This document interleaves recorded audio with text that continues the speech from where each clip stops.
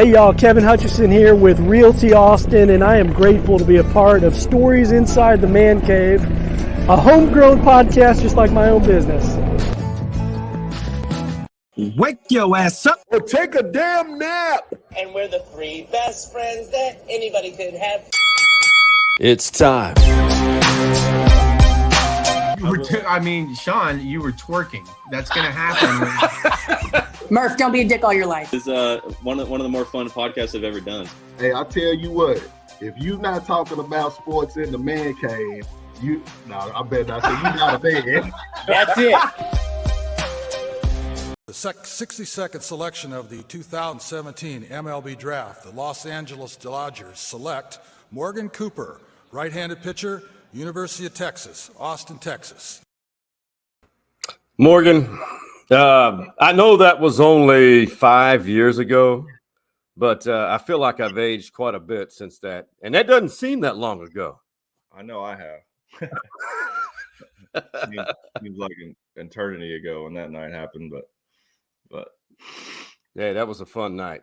Hey, the pride of it was for you. And yeah, that season, we'll talk Texas baseball a lot in segment 2, but leading up to that moment to where you are now, I mean, did you feel like you achieved everything that you wanted to in baseball? Because it's so hard to work your way through that system.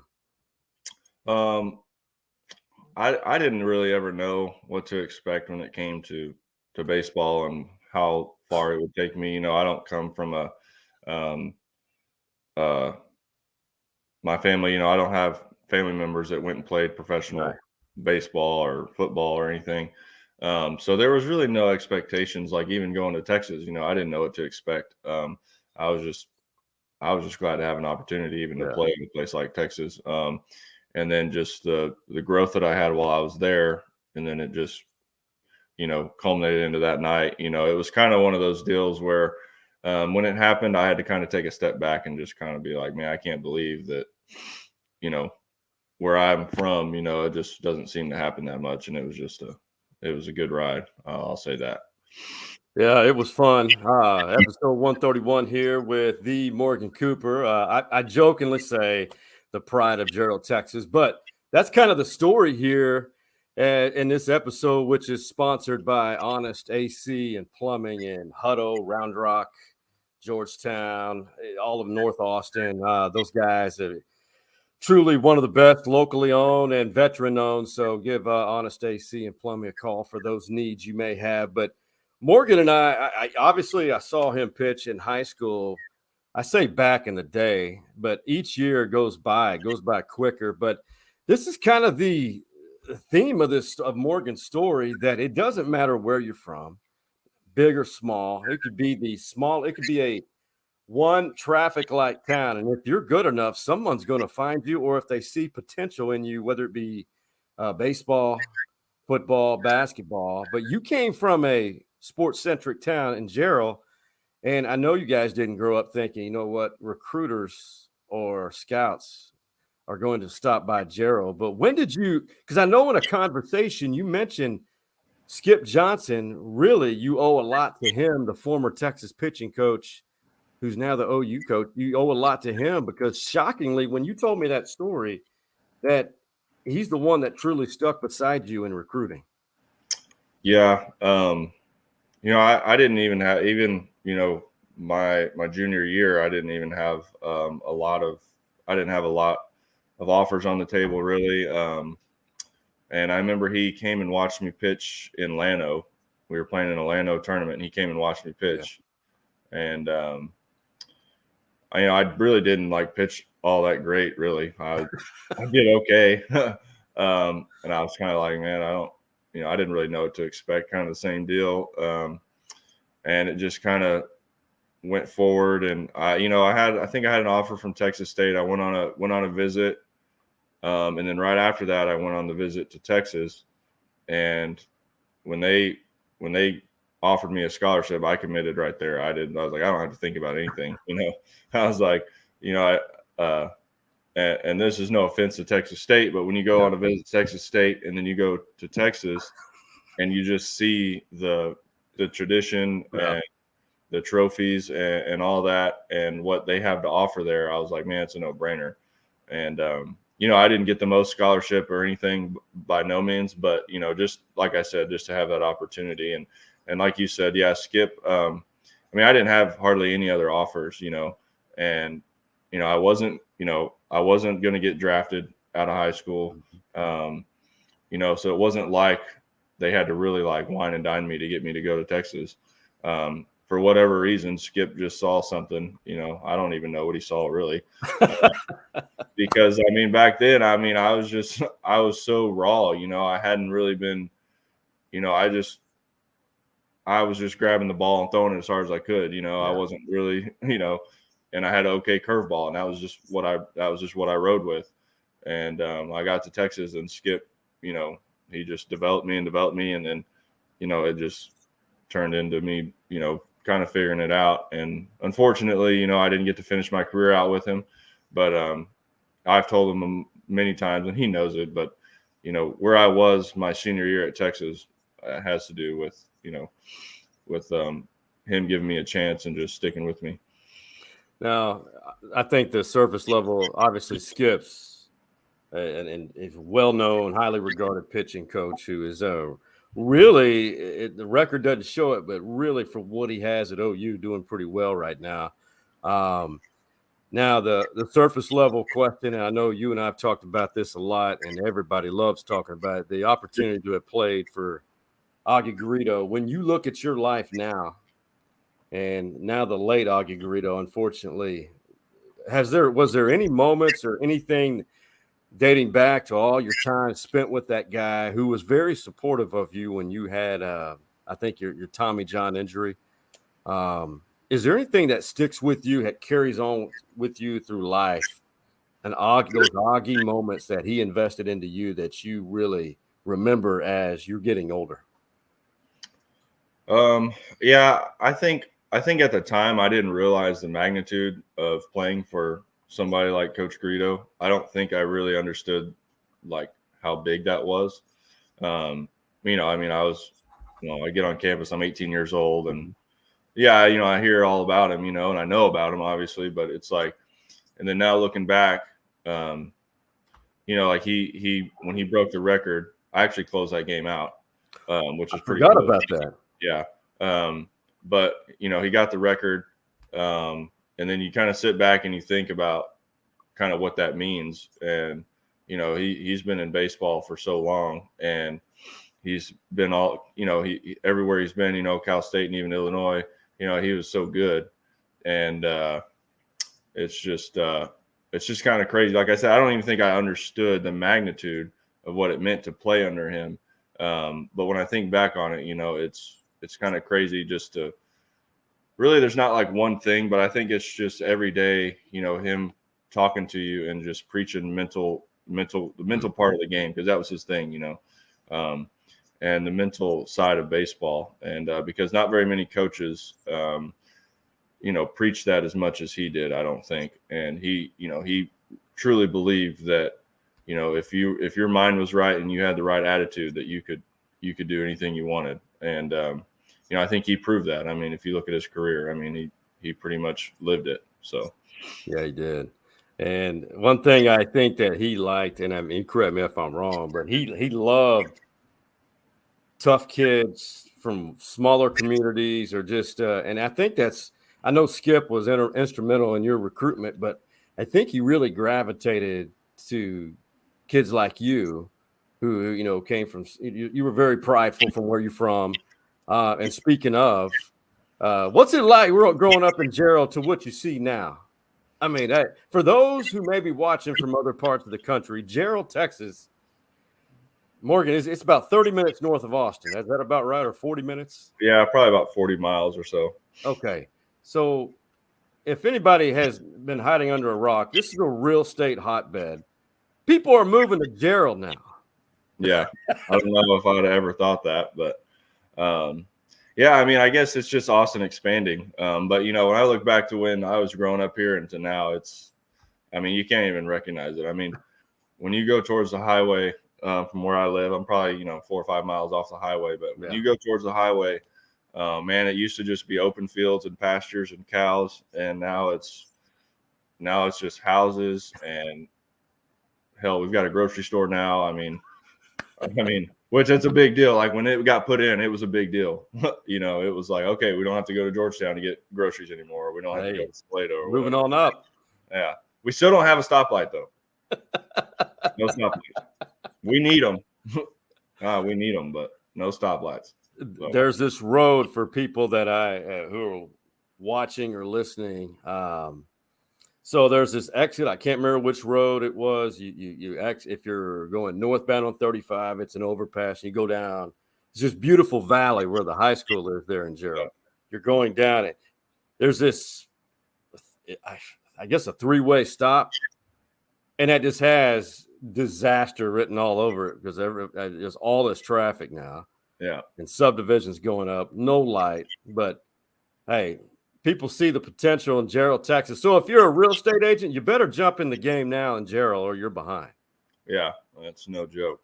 I mean, the land that's being sold for the amount of money that's being sold for is ridiculous. I mean, I would have never thought it, but that's insanity. But you know what, Morgan, I got to think because of Jarrell, you and I connected when you were in high school and then went to Texas. And of course, the Hernandez family, Super Kooper. I want to play this piece. You and I did a story together. I think it was I had met what we call Super Kooper back right after he had his amputation of his leg due to osteosarcoma, and he was at the coin toss of a Jarrell High School football game, and I happened to be there, and I see this tough little guy on crutches for a coin toss.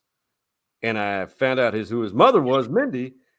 And she said, oh, yeah, we just went through an amputation. And I'm thinking, I don't think you or even either one of us would have been in a coin toss just days after having a limb amputated. Yeah.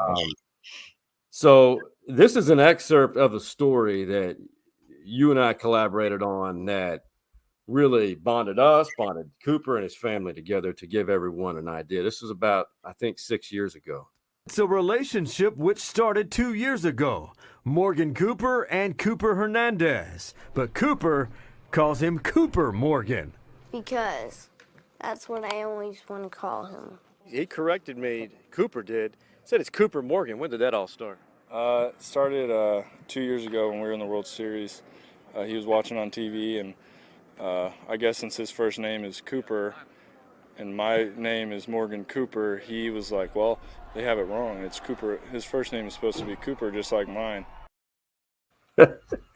First of all, a lot has changed. Kooper is a successful athlete. You're a success post-baseball now. And is that bond, that connection still there between you guys? Yeah, unfortunately, I don't really see him as much as I need to. But, man, he's so big now, and he's, like you said, he's doing his thing. I saw him a couple months ago. I went over there to their house for a little bit, and yeah, it's crazy how it doesn't really seem like that long ago that he was, that young kid, and that we were, playing with Legos and toys and whatever. And now, he's like, he's getting to that age where he's too cool for school, like he's doing his thing. But no, it's crazy. I see all the posts and stuff that Mindy and them put up, him going to play basketball and track and all that. So they're blowing and going though. He's not skipping a beat. He's not. And this is you mentioned Mindy, so I had texted them, said, hey, do you have, it was so funny. I said, hey, do you have any pictures of Kooper or a picture of modern him competing? And and it was like within 30 seconds, three of them. They're like the best marketing team for Kooper and obviously all their kids. And I don't know if you've seen this, you may have, but this is him now. Right there on the right, and him with his team. I mean, he's a beast, Morgan. I mean, this kid is competing at a high level. Yeah, and I know they traveled along, like they go all over the place, traveling for him to compete. And so, I mean, I think it's good. He's always had a good attitude. He's never let this get him down. But he's always had a good attitude, and he's always been, he's always been on the go. He's never strayed away from doing something just because of his leg. And when I was in college and he was going through all this, I was amazed that, obviously I wasn't there through the whole process, like every step of the way, but I was with him quite a bit, and I never really saw him down about what was going on. And he was young, so he may not have really fully understood at the time, but still, he was just doing his thing. And I told Mindy a lot, it's pretty amazing that he's been positive, and his attitude had been so good about it this whole time, and obviously he's still carrying that on. So it's pretty special for him to be doing what he's doing. Yeah, it's pretty inspiring in itself for any of us, because I know, hey, we're human, and I'm guilty of it. I've caught myself complaining about something that's so irrelevant, so minimal. Yeah. But this guy, I'm sure he has had his days, but he never shows it, and it's kind of inspiring and reminder to all of us. Quit complaining. Yeah, could always be. Hey, we have a segment here, always in the first segment. It's one of our sponsors. It's the one. Let me see if I can point. Man, I don't know if you're a user of manscaped.com products. But, maybe they can help me out, though. Yeah, that's right. And so this is our new segment, our latest, and this is kind of a segue to it.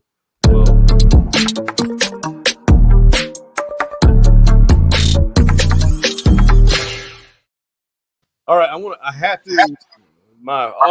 a little segment, 1 minute segment, talking about Manscaped products, how the ball toner smells like pheromones and sweet mahogany, and then the Bushwhacker 4.0 and the Weed Whacker, for you don't want our ladies in our lives. They don't want us looking like the German black forest below the belt. You gotta you just gotta stay trim. And I don't know about you, man. These, as I've gotten older, the nasal hairs look like I don't know. It looks like carpet grass weeds. I haven't gotten there yet. I'm hoping I can stay away from that for a little while. Well, I highly suggest, or if I get my hands on a new one, the Weed Whacker is really good for those and ears.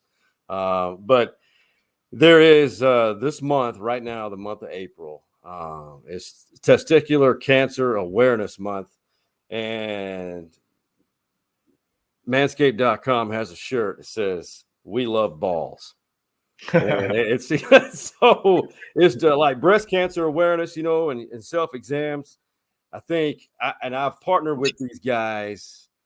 Come on, we're men, we're forgetful, we don't like going to the doctor, but a self exam, just like women have to do for breast cancer, just be proactive, get it done, and go see your primary care physician, because early detection is the most important, as is Manscaped.com products. And now they have pretty soon on all the social media platforms, Mo, they have they're obviously the Manscaped products are available, but they have the underarm deodorant, shower gel.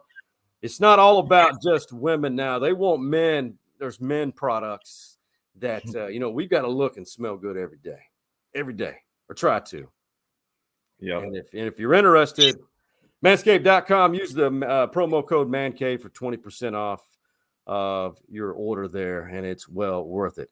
So what is your take on Manscaped or manscaping products in relation to Manscaped.com? Well, put me on the spot here, but it's important. I mean, it is important, and you got to get it done, like you said, the women appreciate the trimness up below the belt. So you got to get it done. To be honest, I've been wanting to try it out. I just haven't. I don't know. I guess maybe I'm lazy or whatever. I don't know. No. It's, again, we're men. It takes a huge nudge to try things like that. And I want to make a note here. I want to see what I can do for you. We need to make this happen. Perhaps the best part of the show, it happens in segment one, the Man Cave story, sponsored by Jim Saxon State Farm Insurance Agency, a Westlake OG who has been insuring Austin for, I hate to reveal his age, but almost 3 decades now. And he's laid back, cool, calm, collected, and go to saxtoninsurance.com for all of your insurance needs, and be glad you did, because there's no pressure. It's not like it's like you're calling him for a personal call, and he'll take care of you. But Mo, the Man Cave stories have been phenomenal throughout this stories inside the Man Cave journey. It could be baseball related, something family related, anything that you deem as a Man Cave story that's absolutely comical, or a story you remember from your playing days, maybe that you love telling, that is something you'll never forget. Maybe an Augie story. I don't know. Yeah. I think the best Augie story I've got is, so, everybody's seen the video, it's played all the time, him just going nuts and all that. So everybody's seen that. And so, like, I even remember before I got on campus, it was my senior year, and my mom, she's watching it, and my mom, she's really, reserved and all that, and she's like, "Are you sure that you want to go play for him?" And I'm like, "Mom, it's like, just relax, like, it's part of it. It's basically like, you're not in the locker room, or you don't understand, whatever." And she's like, "Okay, I'm just telling you, all this." And so obviously, when I was there, it was towards the end of his career, so he had kind of, toned it down a little bit. Yeah. But I got a little glimpse of it one time, because we were playing TCU at home, and this was when they had Brandon Finnegan, Riley Farrell, the sidearm guy who won Big 12 Pitcher of the Year like 3 years in a row or whatever. Like, I mean, they were good. So the first game, Coach Garrido told us, he said, this kid that's pitching, he's going to be a first-round draft pick, and he's going to be good. So we just got to give ourselves a chance or whatever. Well, he ended up going like 7 or 8 innings and no runs, and we got beat like 2-0. So then the next game, they throw that sidearm kid, and he shoves it down our throat, and so we lose again. We didn't get killed, I don't think, but it was we got beat again. So then the third game, they bring in their closer, who throws 100 miles an hour. Yeah, I remember that one. Yeah, he sits like 98, 99, whatever. And I was a freshman. I'd never seen that in my life. I was like, I was like, this is unreal. So they bring him in to close the game for the third day in a row.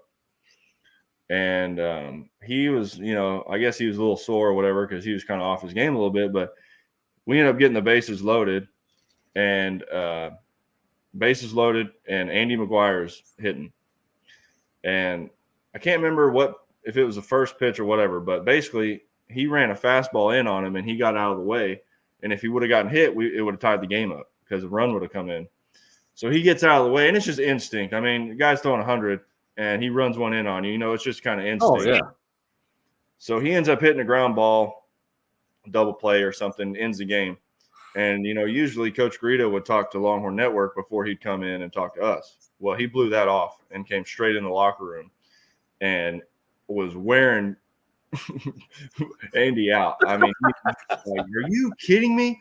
I mean, not like that, but he was. I mean, it was just like the video. Like when it was over with, I was like that was like that video. Like it just came out. Like that was it right there.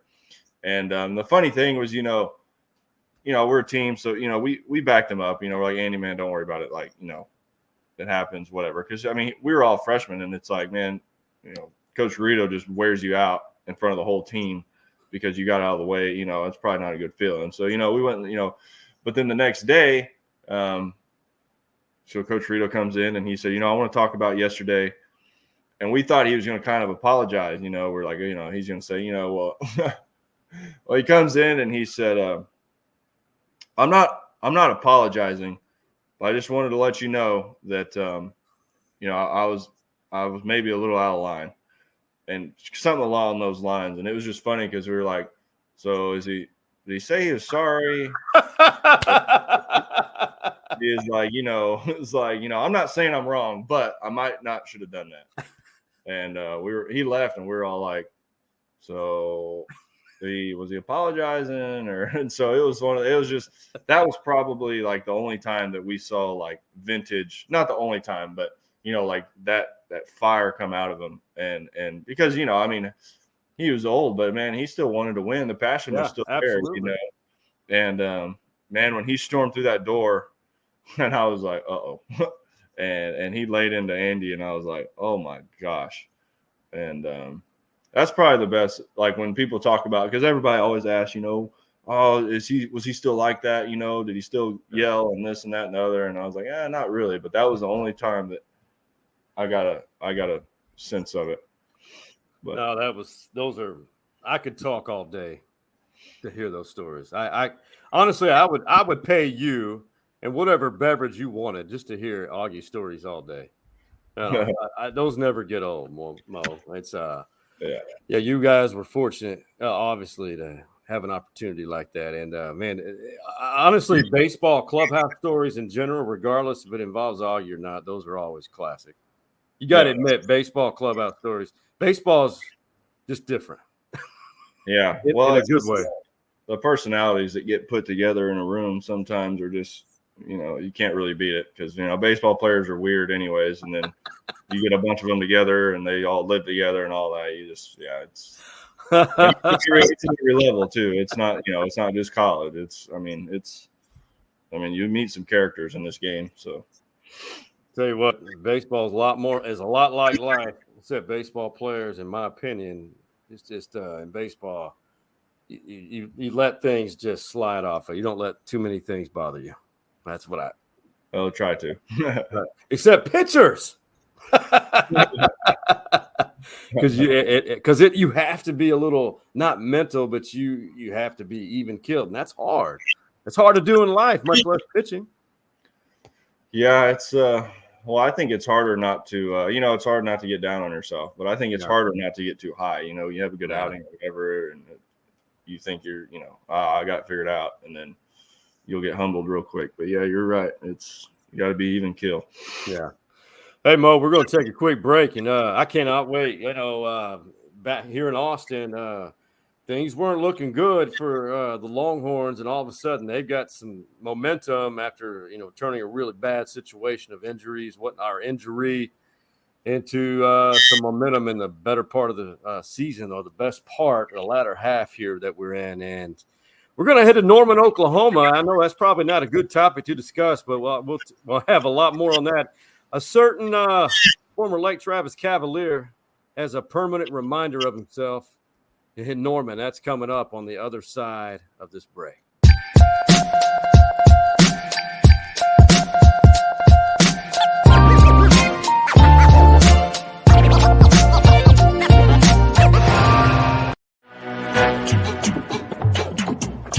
For all of your insurance needs, look no further than our primary sponsor, Jim Saxton State Farm Insurance Agency. The ATX OG has been insuring Austin for over 3 decades. And get this, Jim Saxton is a Longhorn legacy. He is the son of the late, great James Saxton, who was a Heisman finalist. Be sure to give him a call, or better yet, visit his website, saxtoninsurance.com, and tell him that the Stories Inside the Man Cave Boys recommended you. This is JJ Gotch, CEO of the Austin Gamblers, and segment 2 of Stories Inside the Man Cave is next. This ball hammered to left, up in the breeze. Get out of town, Longhorns walk-off winner. All right, Morgan Kooper. Whenever you lose, as you know, you were UT's top gun at one point in your career, and a really good pitcher. So the value, and Texas has had the convenience of having usually 3 really solid starters, sometimes 4. And when they lost Tanner Witt to, I believe, Tommy John, like you went through, that's devastating. So from what you see, what we just saw the video of, you've got guys like they're offensively, Texas is stout.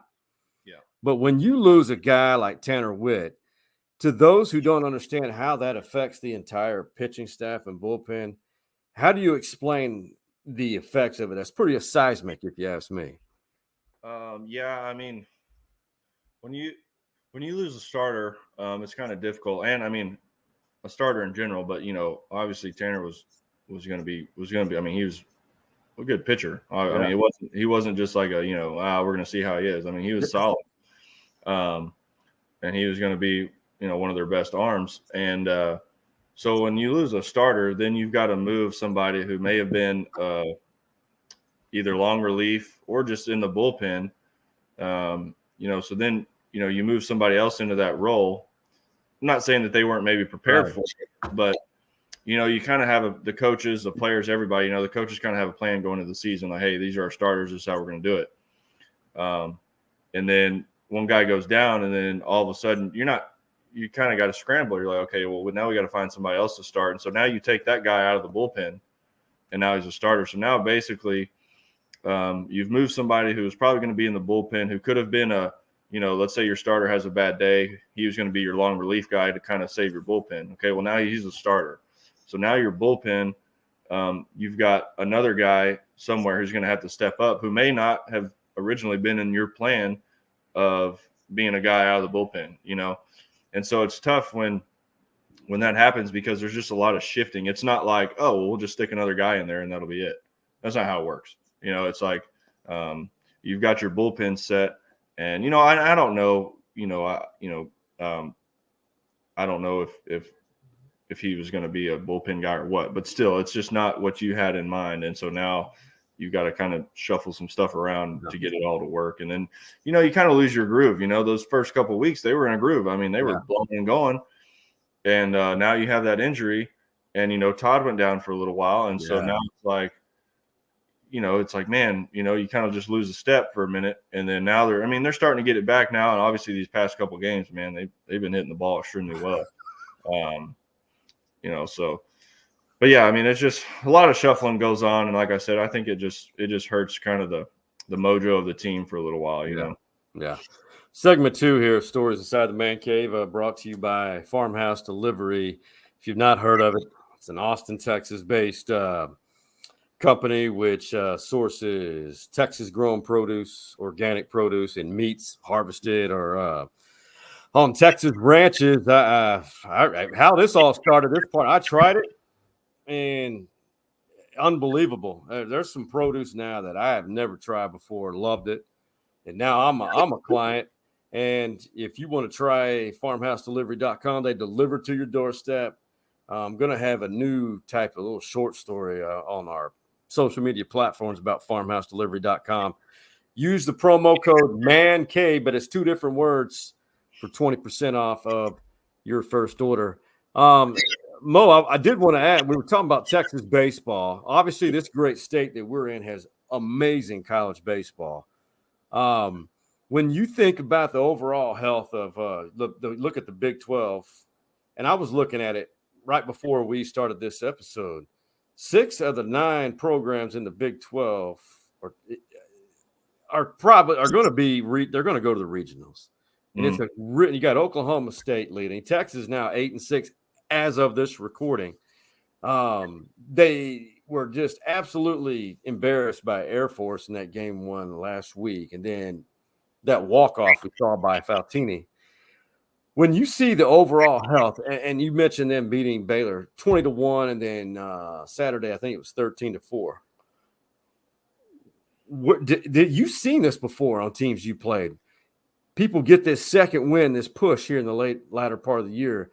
Some teams, people just said, "Oh, well," have wrote off. What is it about this Texas team you think that gives you hope, and the strength of the Big 12 baseball programs right now?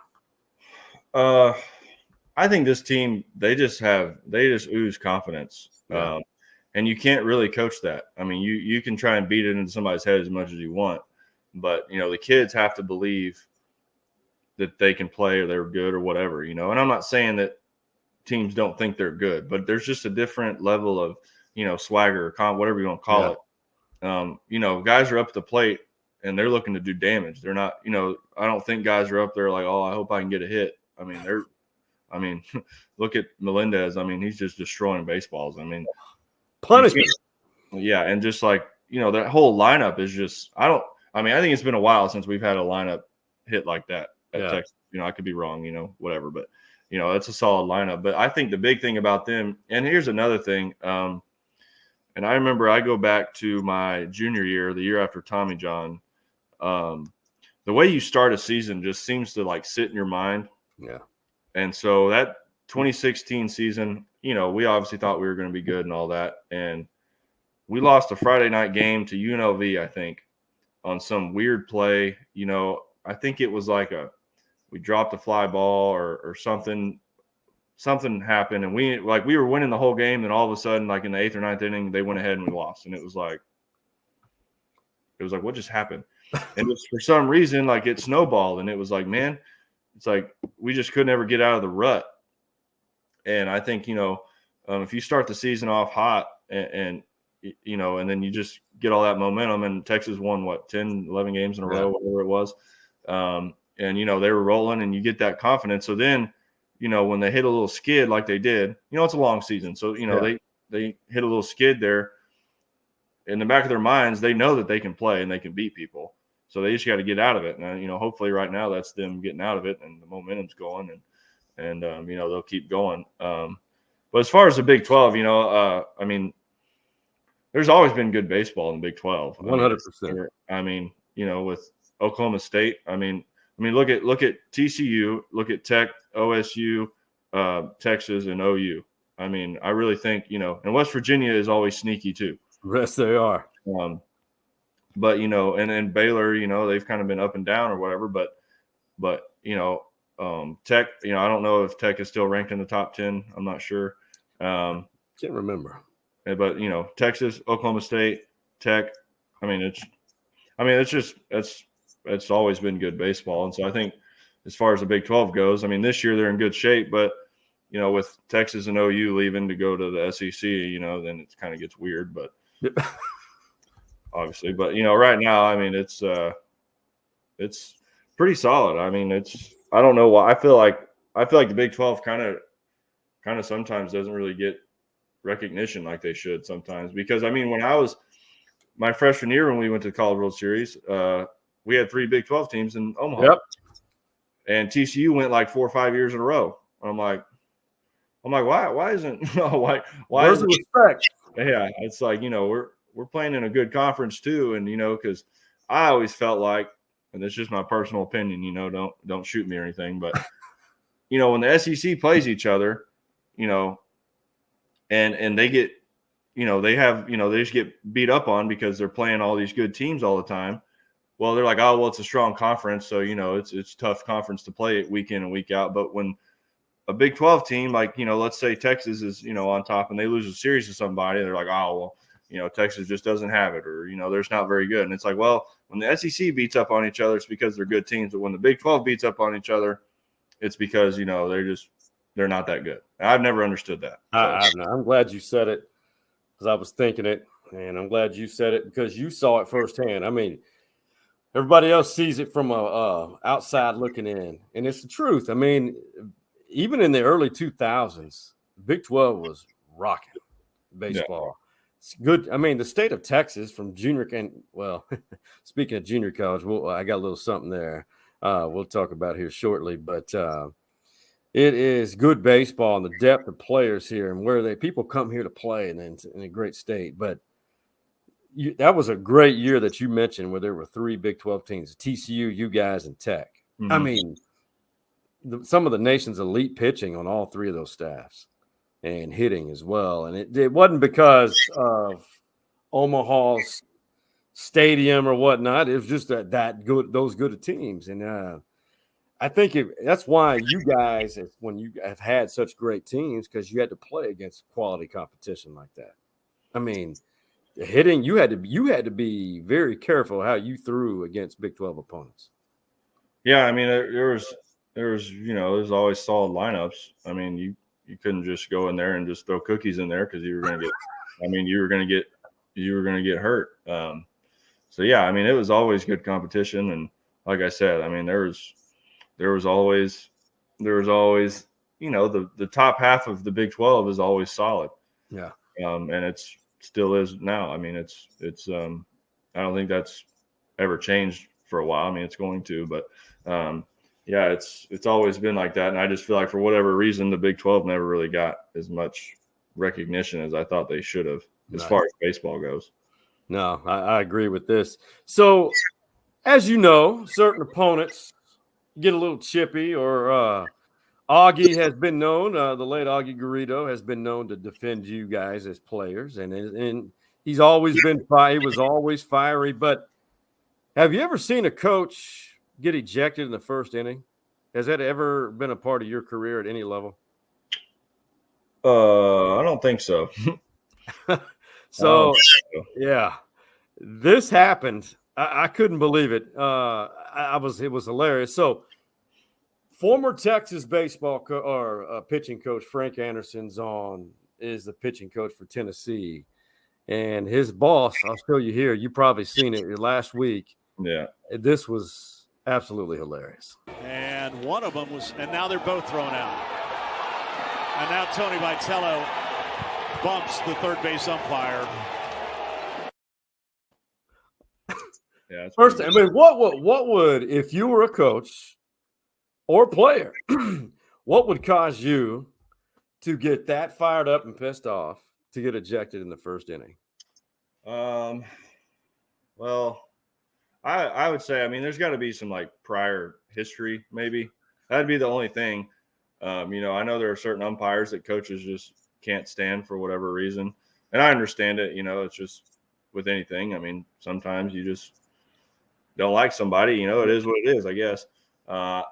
So for me, I mean, in the first inning of a game, it would have to be something just astronomical. I don't know. I mean, who knows what really happened? I haven't really seen or heard all of it, but for the first inning, for you to get that upset, I think it would have to be, for me, it would have to be just prior history and maybe they just flat out don't like each other or something. I don't know. I think you nailed it. I think something had happened the game before, and I think there was a problem with possibly that umpire. And I don't know. I've read so many different stories about it, but I thought it was comical that it actually happened. Now, you being a pitcher, this is where your opinion, your valued opinion. So there's a lot of misconstrued information about this incident, and I want to play it.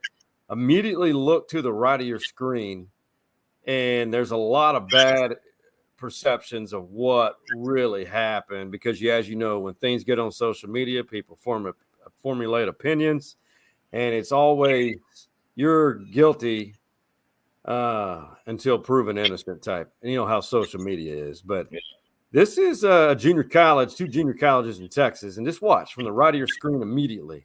Watch for the pitcher. North Central has taken the lead here in game one. Oh my! Oh no! Oh no! That was out of nowhere. First of all, yeah.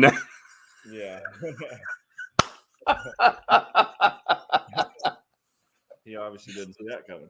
Yeah, the announcing. So here's what I've heard, and listen, and the reason why this is going to be a good take from you because you've seen it all. But so I think that North Central Junior College was hitting.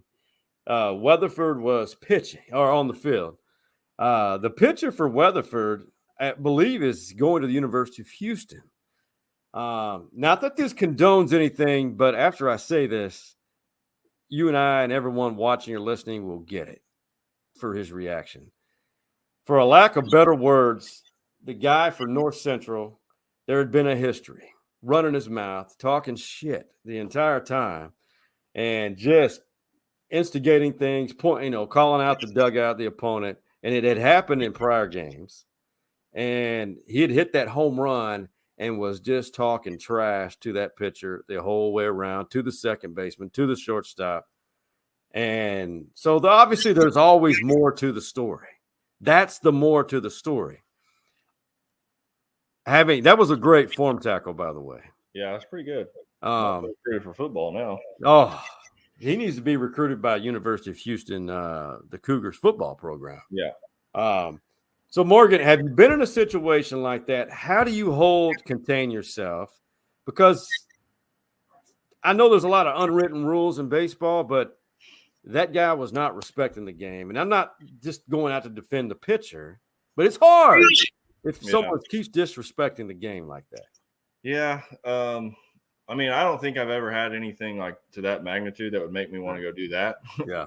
Don't get me wrong. I've been pissed off when I was pitching and usually at myself, but and there's been people that talk trash and run their mouth and whatever. And usually it's a short little thing, but I don't know. I used my mindset usually when pitching was usually just let my pitching do the talking. Right.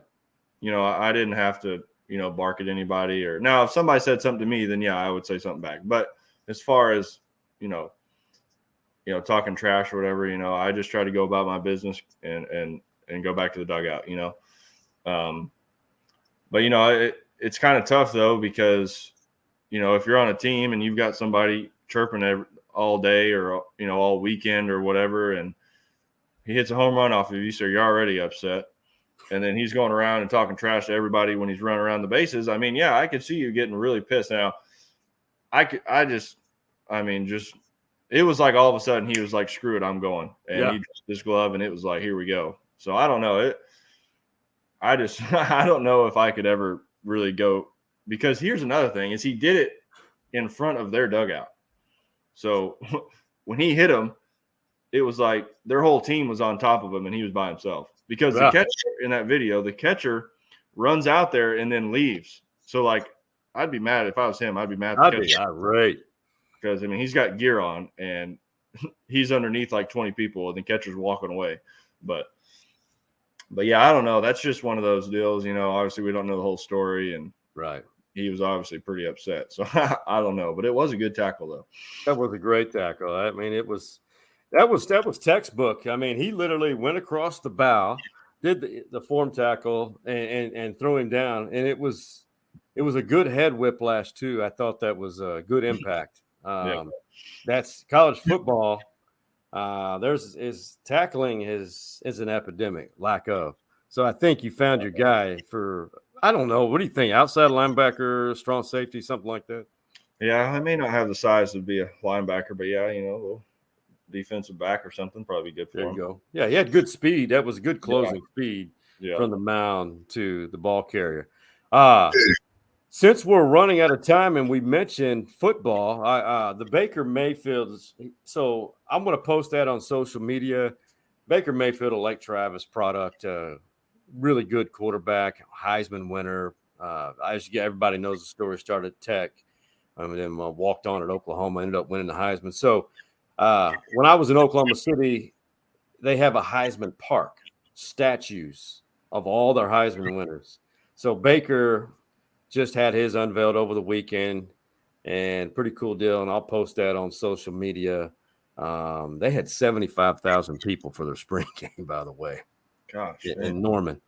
So they got a little momentum. I think everyone's thinking that OU is not going to it's going to take a step back. I think we may be a surprise. I'm not going to make any predictions, but Texas wrapped up their spring football camp, and this is what Steve Sarkisian had to say when they wrapped up. What I thought was, I've never met a spring game that I've liked, because you have to be somewhat, how can I say this, very vanilla.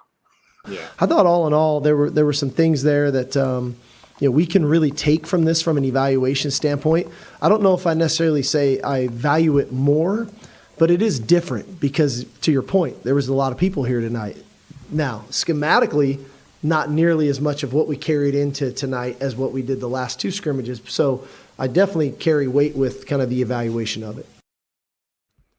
And see, that was I love Sark. I like him. He says he knows how to not manipulate, but say things that doesn't say a lot on purpose. Yeah. So, Coop, I'm not saying you have any inside info, but your take on Texas football, because there's so many opinions. They're bringing in almost half a new roster, or over half a new roster, so to speak. They've done a great job in the offseason. What's your overall take on Texas football after this spring? You know, I haven't been following it as closely as I probably need to be, but you know, obviously on social media you see all the stuff and everything. Yeah, I just hope that, you know, we can get really, I think the big thing is obviously it's not a secret, but quarterback, like you've got to have somebody that you know is going to be your guy. Right. And I feel like it's been a while since, you know, Sam Ehlinger, obviously, but that's just been so shaky for a while for Texas. And so, I mean, if we just get that, I know with Quinn Ewers and all that, like they have talent, and even Hudson, like, I mean, he's good too. It's just, you got to figure out who you're going to go with, and then you got to stick with them. And that's obviously easier said than done. You know, I'm no football coach, but I just hope that there's a season that, you know, we can just, you know, something that we can build off of and not have another season where everybody wants to fire the coach and this and that and the other. And I mean, I get so tired of that. I do too. And, you know, hopefully we don't get beat by 100 by Alabama. That's another thing. I'm like, oh gosh. So hopefully that's not an embarrassment, but no, I mean, like I said, I mean, it's tough. I mean, you got new coaches. I mean, there's still new coaches. You got all these new players. It's just hard. It's hard. I mean, for any sport, when you have new coaches, new players and all that, I mean, it's just hard to get a team that can gel. And I think that's what makes a good coach, you know, because you've got to have people that play together. And it's just hard to do. You know, you can have all the talent in the world, but you still got to get them to play. But we'll see. I mean, I'm always excited for football. Yeah. Because I'm still waiting for that year that we finally flip a switch and just blow and go. But it's been frustrating for a while, but, you know, we'll get there. Yeah, Texas will. It's cyclical. It's been over a decade of mediocrity and frustration, but I'm with you. I think Sark's doing a lot of good things at staff. They're bringing in some stability, and they're bringing in the right people, not just high-rated kids. I had a high school football coach who dialed in and has attended a bunch of practices.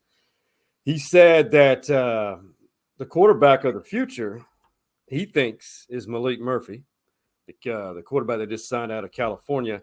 He said the defensive line and linebackers are much improved. He said that the DBs, there should be zero issues there. Zero. But he said the receiving core is still does not enough depth. But, you know, we'll see how they develop. That's a big part of it. And that is all about it. I'm with you. I'm ready to see this program take a step back up to where it should be. I mean, Oklahoma needs, as we're closing out the Big 12 here, there needs to be somebody else that's taking away the momentum from OU as far as the number. Well, they have like 38,000 Big 12 championship trophies in Norman. Hey, as we close out, as you know, TikTok is, I don't know how to describe it. It is humor. Are you on TikTok, Mo? I watch it, but I don't make videos. Yeah, I don't either. Well, I love the ones with husbands and wives playing pranks on each other. Watch this guy. He's always just getting under his wife's skin. And I think some of it's orchestrated, but this is pretty funny right here. I'm going to be sleeping on the couch tonight for this one.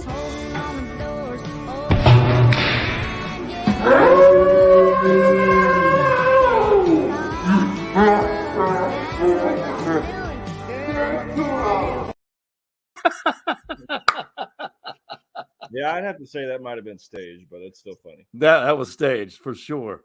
This particular one, he went up to her with a ice cream pop or a pudding pop and said, "Hey," and just shoved it right down her throat. And she gagged and dry heaved. But yeah, I think a lot of that staged for sure. 100%. So you're a guy of positivity. And that's what I just, we need more positivity in this world. And that's how we like to end things with this. Hey, man, tell me something good.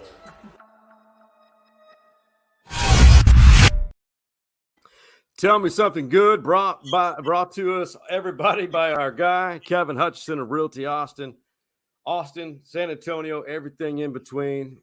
Coop, you know, it's hard to find a home. It's hard to find a home within our budgets, and shopping for a home is a pain. But Kevin Hutchinson will make it that much easier for you. Coop, in your world, what do you see that others don't, which everyone should know that everything's going to be all right? That's positive and good in this world. Yeah, there's a lot of craziness out there, but I think as long as you just do what you think and don't worry about the person next to you, everything's going to be all right. That's what I think. Take care of your business. Let other people do what they want to do, and everything's going to be all right. That's why we connect. There you go. That's why we're connected. Love this guy because life is not that hard. Just make it simple and don't allow people to dictate how you feel. That's right. You have no control over it. Don't worry about it. Move on. Yep. Oh, my God. Coop, man, I appreciate it. I thought that I know I said 40 minutes. We got to talking, and we got to do it. We got to do it again. For sure. We can do it. I enjoyed it. Hopefully, I appreciate you, and hopefully we get to do it again before Omaha. I haven't been to Omaha as a fan since 2010. Yeah, I haven't been in general since 2014. We got to change that. You think you can take some days off to make it happen? Oh yeah, for sure. I can make it happen. You got some connections. Yeah, I know people. You know people. Oh my God. Morgan Kooper, the former top gun of the Longhorn baseball program, always insightful, good opinions, and he just lives life right. I don't think the guy has a bad day ever. Brother, I appreciate it.